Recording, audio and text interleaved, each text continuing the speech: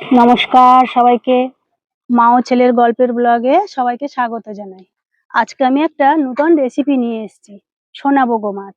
সোনাবগো মাছ দিয়ে আজকে আমি মাছের ঝাল বানাবো। এটির কি কি উপকরণ লাগে সেটা আপনাদের কাছে আজকে শেয়ার করব। এই সোনাবগো মাছটা কি করে ঝাল করব সেটাই আপনাদের কাছে দেখাবো আজকে।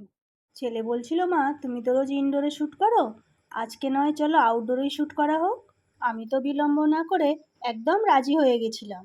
তাই আজকে শ্যুটটা ছাদে এসে করলাম। প্রথমে আমি শিলনোড়াতে জিরে মরিচটা বেটে নিয়েছিলাম একদম ভালোভাবে, যাতে কোনো খিঁচ না থাকে। তারপর এলো আদা রসুনের পালা, লোকেও আমি ভালো করে বেটে নিয়েছিলাম। চলুন প্রথমেই আমি উনুনটা ধরিয়ে নিই। উনুন ধরাতে খুবই সমস্যা হচ্ছিল, এত হাওয়া হচ্ছিল, বারবার নিভে যাচ্ছিল আগুনটা। অবশেষে অগ্নিমহাশয় সহায় হলেন। এরপর দেরি না করে আমি কড়াইটাকে বসিয়ে দিলাম। হাওয়ায় আগুনের তাপটা আমার মুখেই লাগছিল। এবার এলো মাছের দাগার পালা। ভালো করে লবণ হলুদ দিয়ে আস্তে পিষ্টে মিশিয়ে নিয়েছিলাম। দাগার পিসগুলো খুব বড় বড় সাইজের করেছি, একটু ছোট হলে ভাজতে খুব সুবিধা হতো, তো কি আর করা যাবে। প্রথমেই আমি কড়াইয়ে তেল দিয়ে মাছগুলো ভেজে নেব। একটার পর একটা দাগা কড়াইয়ে দিয়ে দেব। জানেন, আজকে আকাশের অবস্থা খুবই খারাপ, যখন তখন বৃষ্টি আসতে পারে। জানেন, খুব ভয়ে ভয়ে ভিডিও শ্যুট করেছি আমরা।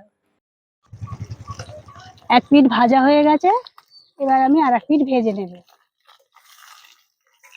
লাল লাল করে না ভাজলে এই মাছ একদমই ভালো লাগে না, অনেকটা টাইমও লাগে এই মাছ ভাজতে। মাছগুলো ভাজা হয়ে গেছে, এবার তুলে নেব।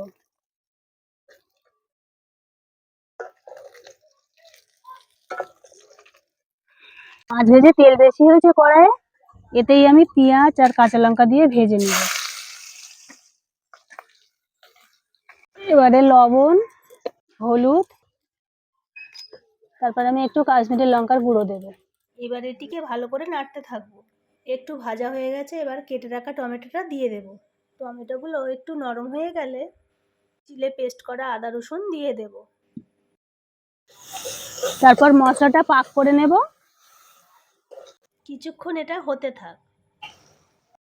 আপনারা দেখতেই পাচ্ছেন কালার এসে গেছে, তেল ছেড়ে দিয়েছে, কষা হয়ে গেছে। এবার আমি অল্প করে একটু জল দেব, দিয়ে জলটা ফুটলে আমি মাছগুলো দিয়ে দেবো এতে। মিনিট পাঁচেক এটাকে ফুটিয়ে নেব। বন্ধুরা, মাছের ডাকাগুলো একে একে দিয়ে দেব। মাছগুলো দিয়ে আরও 2 মিনিট ফুটিয়ে নেব এবং জিরে মরিচ বাটাটাও দিয়ে দেবো, যাতে স্বাদ ও গন্ধ দুটোই ভালো হয়। বন্ধুরা, এই ছিল আজকের রেসিপি। ব্লগটি কেমন হয়েছে জানাবেন কিন্তু। ভালো লাগলে একটা লাইক ও শেয়ার করে দেবেন। দেখা হচ্ছে আবার পরের ব্লগে। ততক্ষণ ভালো থাকবেন, সুস্থ থাকবেন, সাবধানে থাকবেন। আজকে তাহলে যাই, টাটা।